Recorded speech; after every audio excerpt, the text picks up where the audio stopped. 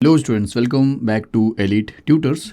चलिए, इस वीडियो में हम ये देखने वाले हैं कि मराठी में अक्षर भारती मतलब क्लास 10 की जो मराठी की बुक है, बोर्ड एग्ज़ाम में ऐसे कौन कौन से क्वेश्चंस है जिसको वेल एडवांस में आपको पढ़ के रख लेना चाहिए अभी का अभी, सो दैट आपको लास्ट में कोई पछताने की ज़रूरत ना पड़े।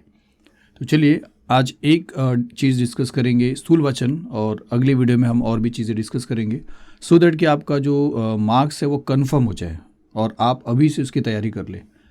अब अगर आप इंडेक्स पेज देखते हो आपके टेक्स्ट बुक का मराठी का, तो आपको यहाँ पे 4 स्थूल वाचन दिखेंगे। मैं जूम करके बताऊँगा।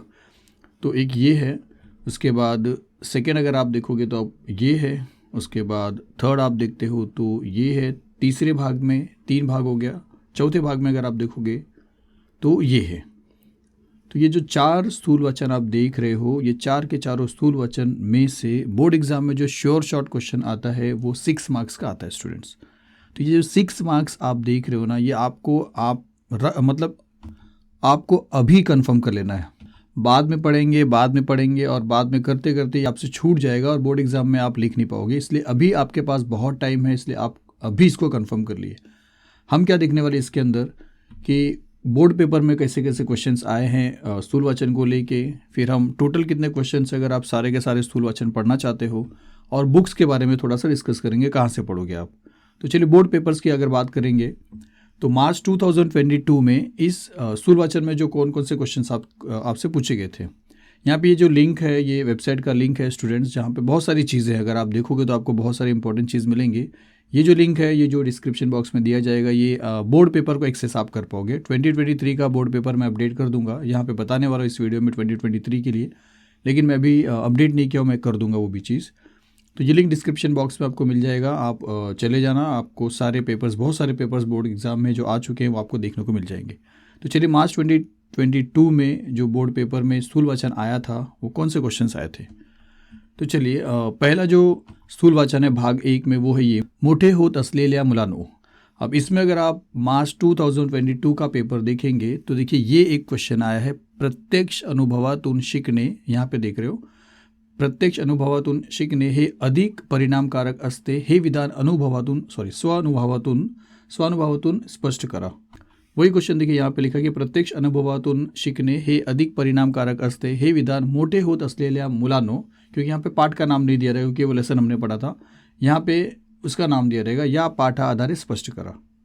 तो बोर्ड एग्जाम में विभाग तीसरे में स्थूल वाचन पूछा जाता है 6 मार्क्स के लिए, और क्वेश्चन ये होता है कि खालीलपैकी कोणत्याही 2 कृती सोडवा।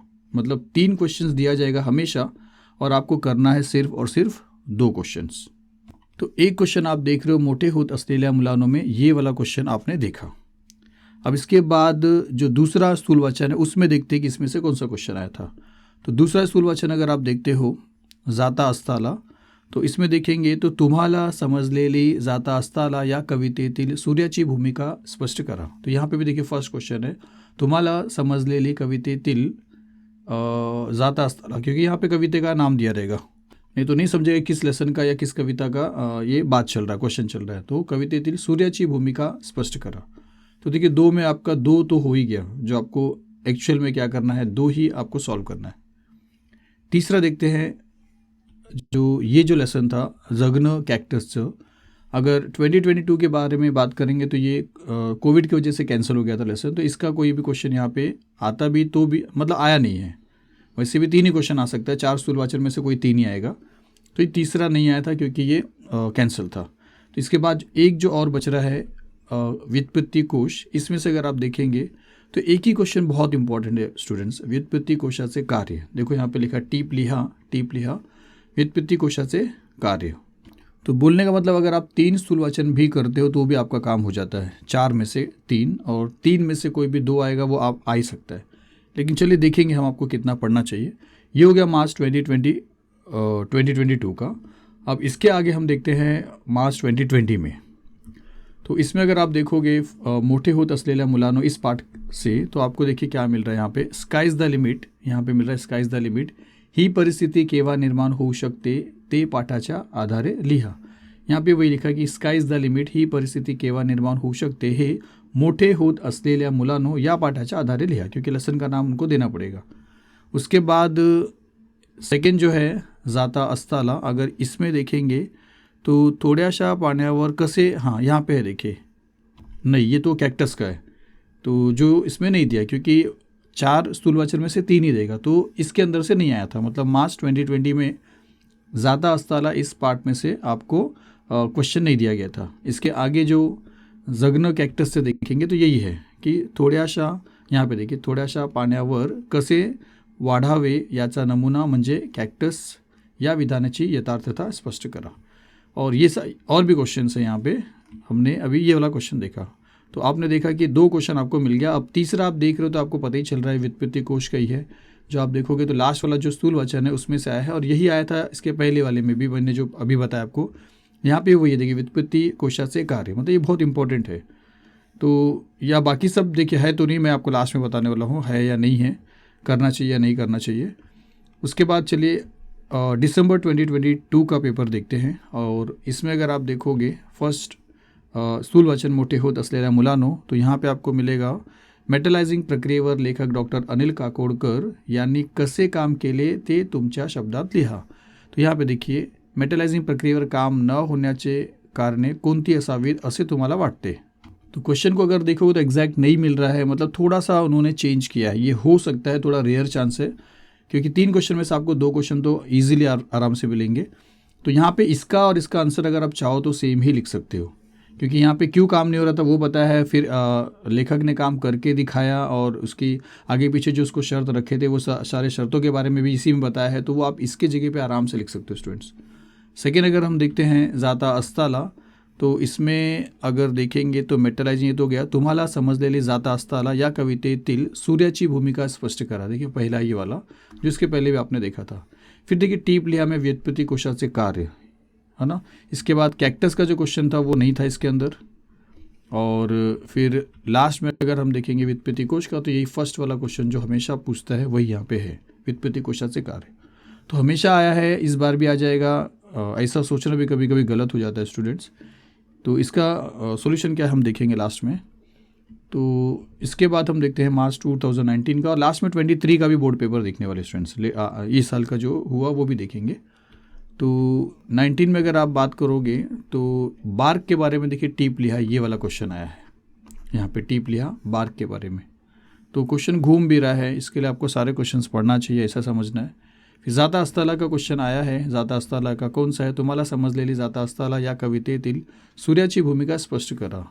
देखिए वही क्वेश्चन कितने बार, ये बहुत इंपॉर्टेंट क्वेश्चन है, पर यही इंपॉर्टेंट है ऐसा भी नहीं, क्योंकि रिस्क आप नहीं ले सकते हो, आपको ये सोचना है। आप इतना दिमाग मत लगाओ कि जो आपको आया है, जो इसमें ईयर्स में पूछा वही आप पढ़ के जाओ। मे बी आप सक्सेस भी हो सकते हो, लेकिन आप फेल भी हो सकते हो उस चीज़ के लिए, मतलब वो आपका सोचा हुआ चीज़ नहीं भी आ सकता है। इसके लिए आपको करना है कि हम लास्ट में देखने वाले। इसके बाद अगर हम जगन कैक्टस से देखेंगे तो यहाँ पे देखिए कि निसर्ग हा मोठा जादूगर आहे, हे विधान वाळवंटी प्रदेशाचा संदर्भात कसे लागू पडते ते पाठाच्या आधारे सविस्तार लिहा। यहाँ पे आपको दिखाई दे रहा है वो चीज़ें। तो ये 3rd चैप्टर से यानी 3rd स्थूल वचन से आ गया। तो ये भी हो गया, ये भी हो गया और ये भी हो गया। तो 3 ही तो आने वाला, आपको 2 ही करना है, ये आपके लिए अच्छा है। 6 मार्क्स के लिए आता है एग्ज़ाम में। 2019 में देख लिया। अब हम आगे चलते हैं, और 2019 के बाद हमने देख लिया शायद से ये भी जाता अस्ताला। 1 मिनट स्टूडेंट्स, ये पीछे हो जा रहा है। अब चलते हैं आगे की तरफ। 2023 जो अभी का बोर्ड का पेपर हुआ स्टूडेंट्स, इसका बोर्ड का पेपर वेबसाइट पे अपलोड नहीं है, मैं जल्दी ही कर दूंगा स्टूडेंट्स। आप कमेंट भी कर देना सो दैट मेरे को याद रहे, और मैं जल्दी ही कर दूंगा इसको। पेपर है मेरे पास, रेडी है। तो चलिए अब 2023 में अगर आप देखोगे तो मोठे होत असलेल्या मुलांनो, इसमें से अगर कोई क्वेश्चन पूछा था तो कौन सा था, कि टीप लिहा डॉक्टर होमी भाभा। इसके पहले ये था, अब ये आ गया। तो याद रखिए क्वेश्चन घूम रहा है। सेकंड जाता अस्ताला अगर बात करेंगे तो सूर्य आणि पणती यांच्यातील संवाद स्वतःच्या कल्पनेने लिहा। और वो चीज़ देखिए, अगर आप देखोगे तो यहाँ पे नहीं है इन चारों क्वेश्चन में, क्योंकि इसमें एक क्वेश्चन एक्स्ट्रा दिया है। तो वो आप देखोगे ना, तो ये क्वेश्चन है, सूर्य आणि पणती यांच्यातील संवाद स्वतःच्या कल्पनेने लिहा।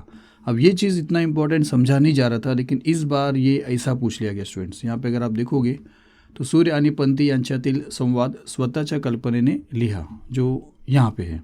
तो ये भी इंपॉर्टेंट है। यहाँ पे 4 जो दिख रहा है, इसके अलावा ये भी आपको पढ़ना है। बोलने का ये मतलब है कि आप किसी भी क्वेश्चन को छोड़ना चाहो तो हो सकता है कि वो क्वेश्चन पूछा जा सकता है। इसके लिए आपको सारे क्वेश्चंस पढ़ना है। चलिए आगे हम देखेंगे कितने क्वेश्चंस हैं।